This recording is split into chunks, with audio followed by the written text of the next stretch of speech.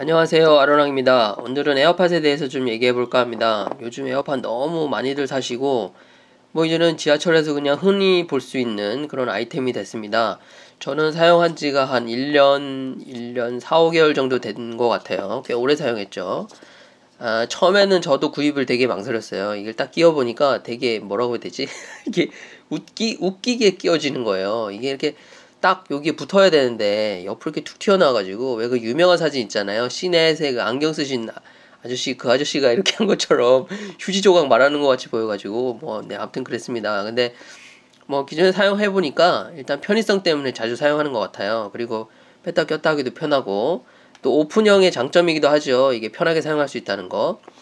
지금 1년 넘게 사용한 케이스인데, 우리가 흔히 얘기하는 철가루 게이트, 저기 이렇게 점 있는 부분에 철가루가 모이는 건데, 이제 저거 방지하시려고 저기다가 무슨 테이프, 철가루 방지 테이프 이런 거 많이 붙이시던데, 저는 그렇게까지 할 필요는 없다고 생각하고, 오히려 만일 아이템을 구입하신다면은 이 이어팁, 실리콘 이어팁은 살만하다, 그렇게 생각합니다. 저거 없이 사용하면은 저는 약간 뜨거나 헐렁거리는 느낌이 있는데, 저게 얇기는 하지만 저거라도 이렇게 넣어가지고 사용을 하면은 좀 고정되는 느낌이 좀 더 있고요. 좀 흘러내림도 조금 방지되는 느낌도 있고요.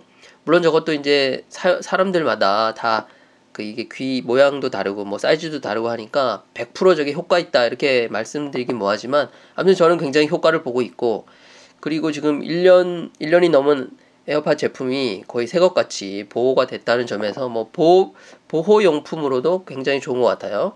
저걸 꼈다고 해가지고 케이스에 안 들어가거나 이런 것도 없어요. 그러니까 고정하시려고 이렇게 실리콘이 저렇게 생긴 거 말고 있는데, 그거는 이게 케이스에 안 들어가거든요. 근데 얘는 들어가요. 그런 장점이 또 있습니다. 그래서 저는 굳이 철가루 방지 이런 거보다는 이런 실리콘 이어팁 같은 거는 충분히 가치가 있다 생각하고, 그리고 제가 오늘 처음 한 건데 이렇게 연결하니까 이게 케이스하고 왼쪽 오른쪽 퍼센티지가 다 나오네요. 저는 항상 연결했을 때 그냥 아론 에어팟 해가지고 하나만 그냥 나오던데, 원래 이렇게 나오는 건가요? 자, 그리고 블루투스 쪽에 가면 설정을 할 수 있잖아요. 여기 다음 트랙 할 때 어떻게 할 건가. 저는 오른쪽 2번 그러니까 터치하면은 다음 곡 트랙 재생하고 이런 거 하는데, 여기에 없는 게 하나 있죠. 이게 볼륨 조절이 안 됩니다. 에어팟의 거의 유일한 단점이라고 할 수 있는, 볼륨 조절이 안 된다는 거. 볼륨 조절은 해결 방법이 있죠. 애플 워치를 구입하시면 됩니다. 배보다 배꼽이 더 커지는데, 이게 저 연결하시고 이제 크라운으로 이렇게 쑥쑥 돌리면은 볼륨 조절이 돼요. 그러니까 아마 이거는 애플의 뭐랄까요, 좀 이렇게 전략적인 제품을 더 많이 사게 하기 위한 하나의 꼼수 아닌가. 그러니까 에어팟의 볼륨 조절이 안 되는 건 확실히 꼼수였다. 그러니까 애플 워치를 사도록, 그래서 애플 워치를 사면은 그 크라운만 돌리면은 바로 볼륨 조절이 되니까, 저건 또 너무 편한 기능이죠.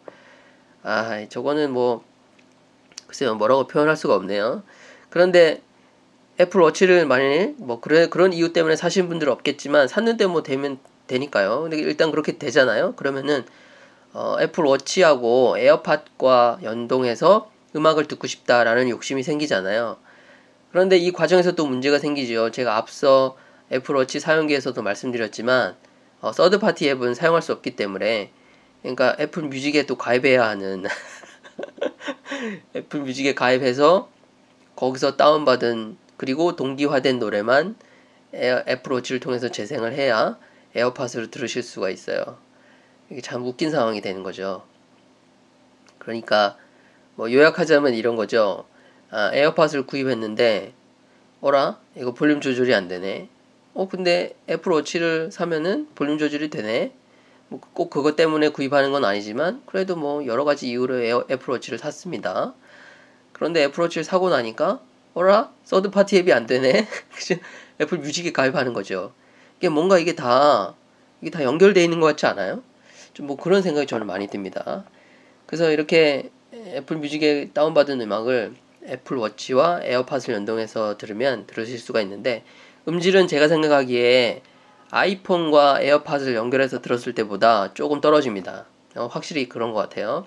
그러니까 꼭 비교하자면은 아이폰과 에어팟을 연결했을 때는 예를 들어 한 320K 정도 음질이라면 이 애플 워치하고 에어팟하고 연결해서 들었을 때는 한 128K 정도?